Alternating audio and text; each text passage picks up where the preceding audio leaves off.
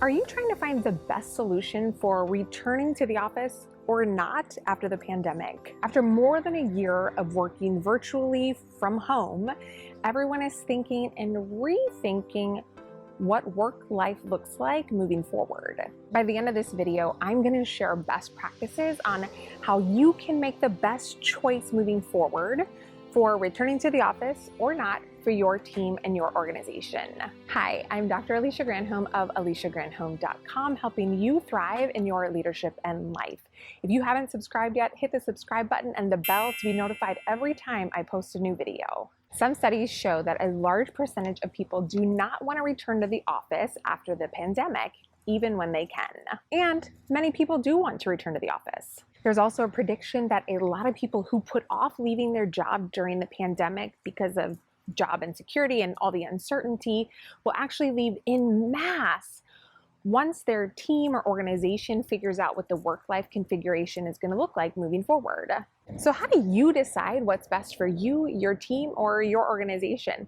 Well, here are my best practices for figuring that out. The first thing that I suggest you do is to survey your team about their workplace preferences if you haven't done so already. What do they want moving forward? What are their preferences? What has worked well in the last 15 months? What have been the downsides of working totally virtually for the last 15 months? How many days do they want to work virtually, or how many days do they want to be in an office? Why do they want to stay working virtually? Why don't they? The more you can be clear on the why behind the what of what they actually want, the better you're able to make a decision that best serves you, your team, and your organization as a whole. So if you can discover their wants, their needs, their expectations, and why, the better you're going to be able to serve everyone. Because the reality is, for most of us, our ideas about work and life have changed in the last 15 months. So a simple survey with some multiple choice answers, as well as some space for fill in the blank so they can share with you the why behind their what moving forward, is a really great way to figure this out. Now, even if you have a really small team, I still highly suggest that you use an anonymous survey about people's workplace preferences so they can share their honest feedback about what they really would like moving forward. So what I'd like for you to do, if you haven't surveyed your team yet, is to set aside some time to design a very simple survey and send it out to them in the next 7 days. Moving forward, you want to avoid making the biggest mistake, returning to business as usual pre-pandemic. We've learned a lot in the last 15 months, and right now is the best opportunity to make some great improvements moving forward. So do not go back to how things were simply because, well, that's the way things have always been done around here. Don't do it. We've learned so much in the last year that shouldn't be lost just because there's a pull for things to return to normal pre-pandemic. Don't fall for it. I guarantee that your workplace environment was not perfect pre-pandemic. This is the perfect time, the perfect opportunity to reset team culture, to reset organizational culture, to get really clear on your vision, to get really crystal clear on your values. So take the opportunity and don't miss it just because of the pull to return to things as they were pre-pandemic. Now, if you know that you for sure want to bring people back to the office, you need to know your why. Don't bring people back to your building or back to your office unless there's a really compelling reason. Yes, in-person, face-to-face time is important, but why? Why is that important for your team? Why is that important for your organization?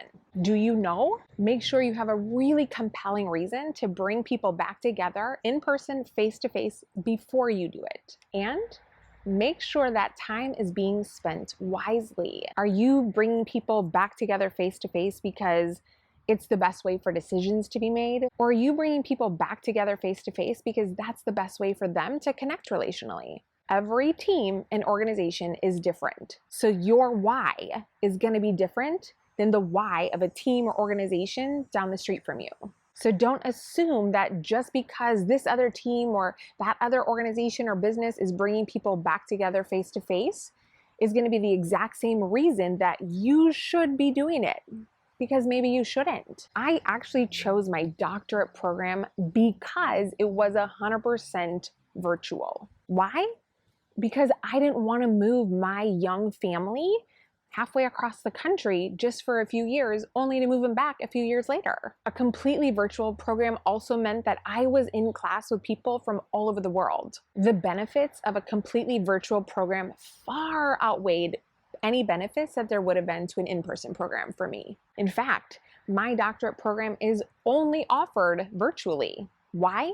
Well, because the school realized that the benefits of offering a virtual doctorate program far outweighed the benefits of offering an in-person program, even though the majority of doctorate programs are offered in person only. So for you, the best way to learn what a compelling reason to meet back in person, face-to-face for your team is going to be through your survey. So clarify your why before you ever bring people back together face-to-face, and make sure it's a really compelling reason.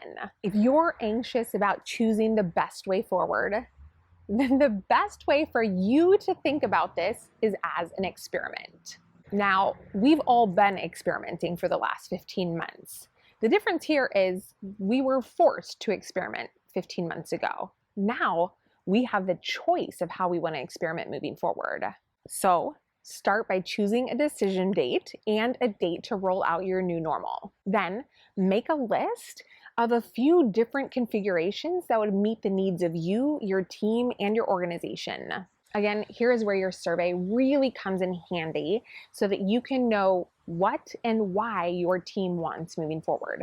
And then choose one of those options and have a probation period for it. What I mean by that is make sure you have a feedback loop so that you can gauge how your experiment is going 4 weeks out, 8 weeks out, 12 weeks out. And it is very safe to assume that the very first thing that you try is not going to be how things ultimately end up. The only way you're going to figure out what is best for you and your team and your organization is by trying things. So pick a place to start, try it out, get feedback, and then tweak things as you go so that you can choose the best way forward. So now that you know how to make the best decision for your workplace configuration moving forward, I also want you to know how to get more done in less time without burning out. So I will put the link below in the description for my video on that. Now don't forget to subscribe to my channel, like this video, and share it with your colleagues. I would love to hear what you're thinking about workplace configuration moving forward, or any tips or ideas that you have on that. So please share them in the comments below. Until next time, I'll see you later.